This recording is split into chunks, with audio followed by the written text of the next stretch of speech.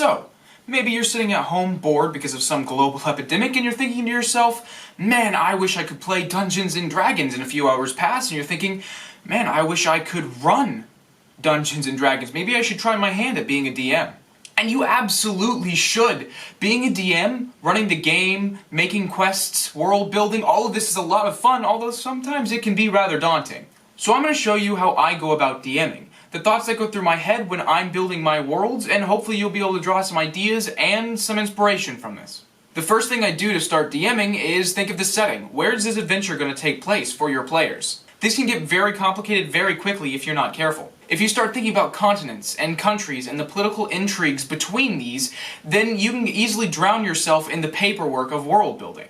So the best thing to do is to start small and to start local. Where's the first quest for your players going to be? Where are you going to drop them into your world? You should start there. And you can start them anywhere you want, in the middle of a forest, with their own encampment, or tied to trees in the middle of a goblin outpost. It's up to you where you want them to begin. And one of the best places, and one of the easiest places for the players to begin, both experienced and new alike, is a settlement. The first thing I think about when creating a settlement is the size. Do you want this to be a large, sprawling city with thousands and thousands of buildings, or do you want to be a small hamlet with only 3 or 4 households? I find for newer players it's harder for them to start in a large city because all of the options available to them start to mess with them and they can't quite think of what they want to be able to do. So the best thing that I've found for new and experienced players alike is to start them in a small village, maybe only 100 to 200 people. This gives them enough things to do and enough things to see so experienced players can start to get in that niche. However, newer players aren't overwhelmed by all of the people and buildings and places. The next thing I think about is, why is that village there? What purpose does it serve for that location? Maybe your village is in the middle of 2 larger cities and it works as a resting point for merchants and people traveling from point A to point B. Maybe it's carved in the side of a mountain to protect from harsher environments and hostile people. So for this village I'm creating, I'm going to put it on a river. This gives it nice access to food like fish and also trade to the oceans. The next aspect I think about with the village's location is the actual biome that it's in. Is it in a forest or the mountains or the plains? Or, in this case, the desert. I think deserts are a very unique place to start players because most are used to starting in forests, and so this creates a different atmosphere that they get to experience. So now I have a small village, 100 to 200 people, in the middle of a desert and next to a river. So the main thing about this village is trade. Now that I have the location and the foundations built, I'm going to start constructing the settlement. The first thing I like to think about is, what does the settlement immediately look like? What is it made out of? What material? And are there any landmarks nearby? And those landmarks don't necessarily need to be a giant mountain or the river. They can actually be parts of the city themselves, like a wizard tower or a wall. If you take the time to describe something as seeming different or catching your players' eyes, then they're probably going to go to that location without feeling like they've been railroaded there. This is actually a great trick I use a lot to get my players to go to the places where I have quests set or important NPCs that I want them to meet. So the first thing I start thinking about is, what do people in the deserts next to a river have access to? What materials? So I settled on mud brick houses, which I think is an aesthetic that not many players have experienced. I don't see a lot of DMs working with them. Which is strange to me because when I think of a mud brick house, it's a very distinct image opposed to just another one made of oak and stone. This leads for experienced players to get very excited because this might not be an environment that they've ever been in before. With newer players, that doesn't matter as much, but if they're playing with experienced players, they will feel that intrigue and they will also start to be drawn more into your world. Something that I thought would be cool would be, what if this river, instead of running alongside the village, actually cut it in half? This would visually and geographically separate my village into 2 separate regions, which I could make feel different, making the village less monotonous. To make those feel different, I started by making one side rich and the other side poor. So when a player looks at it, they can see these nice houses on one side and these little crude ones on the other. This could even create some political tension between the 2 regions that your players could explore if they wanted to, and you could create some side quests for that. Especially when I don't know my players very well, I like to set up a lot of different options to figure out what their style of play is and what they're going to enjoy the most. Having that tension there means that if your players are there for a political intrigue style campaign, then that dynamic is there for them to explore. And if not, then it doesn't have to be anything more than a cool visual. The last thing that I really wanted to stand out to the players visually is the market of the town. As I mentioned earlier, the purpose of this village is trade, and so I want the market to be this place that players can tell from a first glance is where all of the money from this village goes into. The way I wanted to do that is by having the market made of different materials from the rest of the village. So instead of the dust-packed roads that you'll find everywhere else, I wanted my market be paved with very nice fine stones. Another thing is I wanted a lot of wood present in the market, because this is a more rare resource in the desert, and so it really shows that the prosperity of this city is coming from one location and is being poured back into that one location. So I made a wooden pergola that goes over the entirety of the market, bringing shade and cooler temperatures for everyone there. And to get some more inspiration for this, I went to the most powerful tool that any DM has, Google. I looked up what kind of woods would you find in a desert, and I found one distinct wood that I wanted to try, which is ironwood. And from that brief Google search, I found two things about ironwood. One, it smells really bad when you're making things with it, and two, if you're making things with it, there's a chance you breathe in a very lethal fungal infection. And from that, the rest of the market kind of came into shape. To combat this smell, I decided the merchants would place scented candles all around the markets to create this nice aroma for their shoppers. This means that I get to describe the cucumber melon smell that the players are experiencing, which makes them more engaged with the world. DMing isn't just describing what the players see or they hear. The more sensory details you can add, like smell or taste, the more engaged your players will be inside of your world. The next thing to make this really nice kind of magical aura around the markets, I decided that these neon glowing mushrooms would actually grow from the pergola itself instead of a fungal infection. So with that, I had the village physically made, and so now it was time to go into a little bit more depth with a few key locations, NPCs, and a few cultural differences that would really make this village pop from everything else. I already have a fairly unique market already constructed from how I physically laid out the village, and so let's slap a name on that and call it good. To be completely honest, I was inspired by a real place when I was thinking of this village, and the river I'm actually thinking of is the Euphrates River in the Middle East. So as an homage to that, I named the markets the Euphrates Markets, which will give my geography buff players, if there are any, a kind of tip of the hat and glance behind the DM screen that they'll really appreciate. This is a good time to mention that one of the most amazing things that you can do as a DM is steal. If there's a concept that maybe you read or you see in some TV show that you really enjoy, take it. Make it your own, rearrange it a little bit, explore it, and your players will adore you for that creativity. This isn't high school. There is no plagiarism in a fantasy world. The next thing I thought is that if my players are going to spend any extended amount of time in this village, they're going to need a place to eat, to drink, and to sleep. And with that, I started making the Drowsy Tigress. You don't have to have an architectural degree to make a building. Make it simple.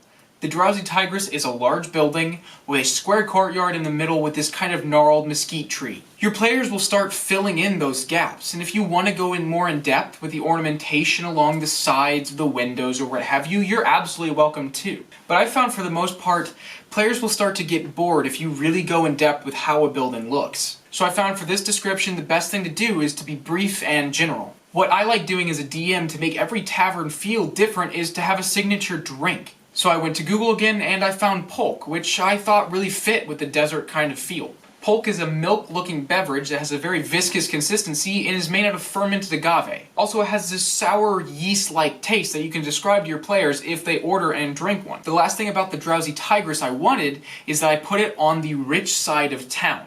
This might make it so that my players don't have enough money to immediately buy a place to stay at this tavern, so they'll have to rush my quest line to get money, or befriend a local to stay inside of one of their houses, or they might even camp outside of the village itself, which would be a great opportunity for me to show my players that staying outside of a village is dangerous, and taking a long rest whenever you've just had a few hit points knocked off of you is not the wisest decision. I don't know how long my players are going to actually spend in this village, and so I really only created one other key location, which is a temple. I've been building this village around a low-level party, level 1 ideally, but no more than level 3. At those levels, with how little hit points you have, death is a very pressing issue. So the players are going to need to have some place to go to heal or to be lesser restorated if need be. Creating temples is one of the most intimidating places you can make because you think you're going to need an entire pantheon of gods to start designing temples. Which is just not true. You really only need one, and there are thousands of them out there that you could take from if you would like,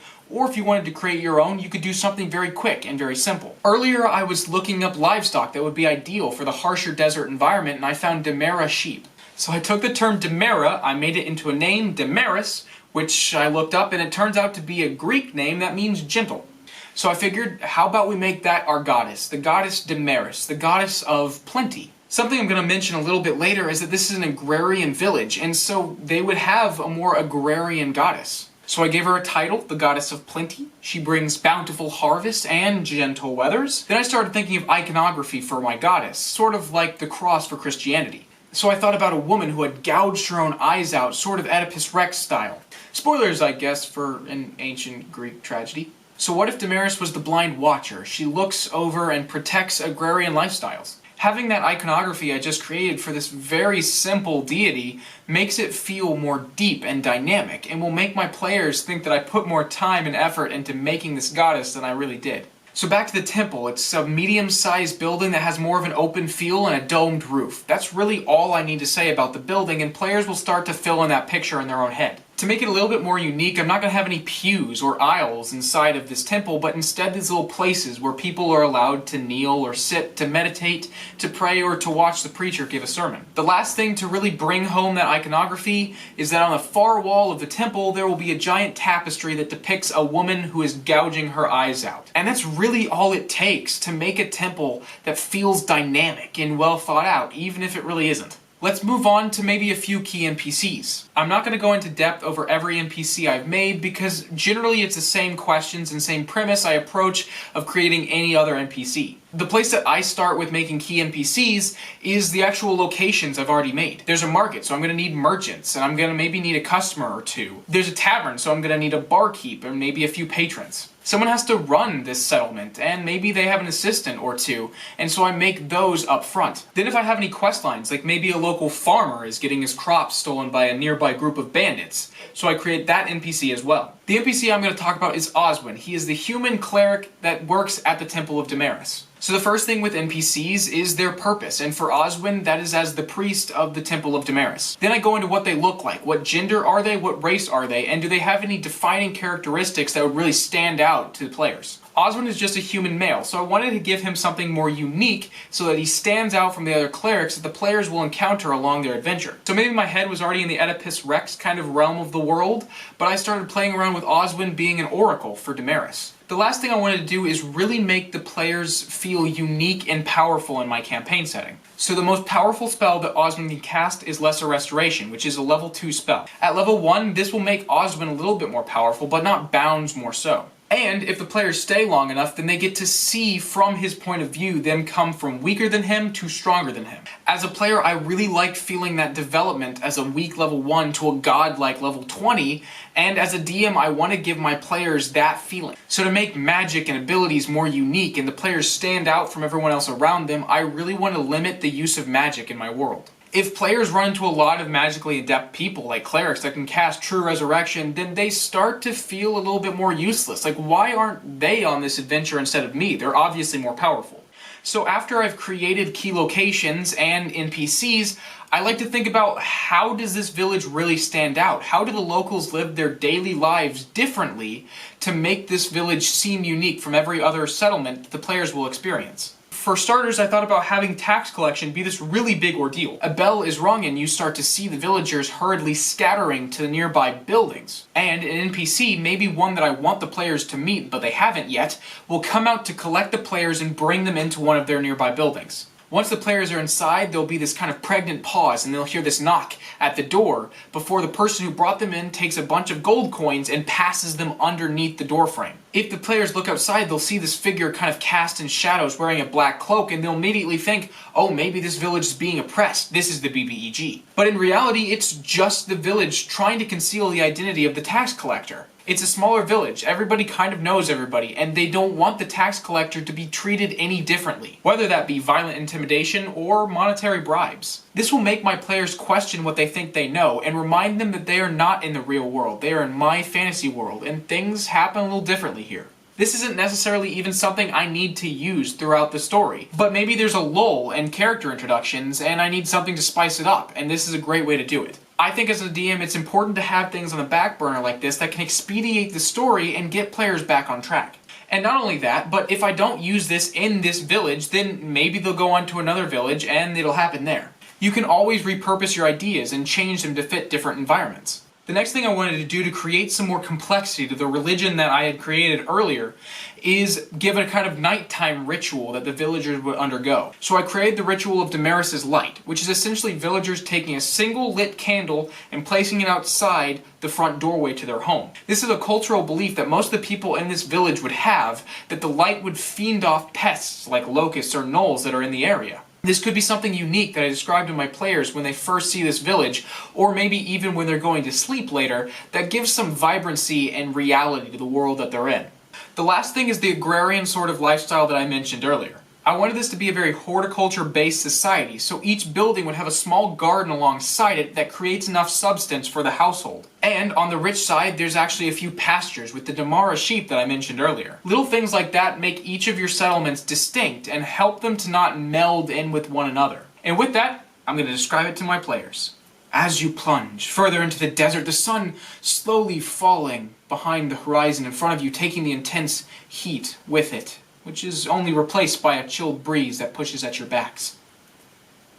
You notice a light start to peek out from a dune in front of you, and as you continue it only gradually grows. You crest the hillock to see a small village cut in half by the river that you have been trailing. The vegetative overgrowth keeps to one side of the village, which is filled with masterfully crafted mud brick houses, each with an enclosed porch and beautiful gardens that run from the sides down to pens of cow-like sheep. On the other side, smaller mud brick buildings adorned with no ornamentation are placed, each still having a small garden adjacent to it. These regions are connected by a web of dust-packed roads that all join in an empty circular courtyard of nicely placed stone with a wooden pergola above it that shines with a rainbow of neon from the bioluminescent mushrooms that grow from it. In the doorway to most of the houses is a singular lit candle that spills light onto the street and dully illuminates the village. As you approach, you see a small, weathered sign that reads, Renkara. And with that, I've started my world building process with just one unique village that my players will start at. And it really was only asking 5 questions that got me there. Where is the village and why is it there? What does it look like? What is it made out of? Are there any definable landmarks? Are there any key locations? Key NPCs? And how about some cultural differences to really make the city feel that much different? I hope you guys got some ideas or inspiration from this, and as always, feel free to steal any of mine. With that, I'll see you guys next week, and remember, even in times of epidemic, adventure is out there, me boys.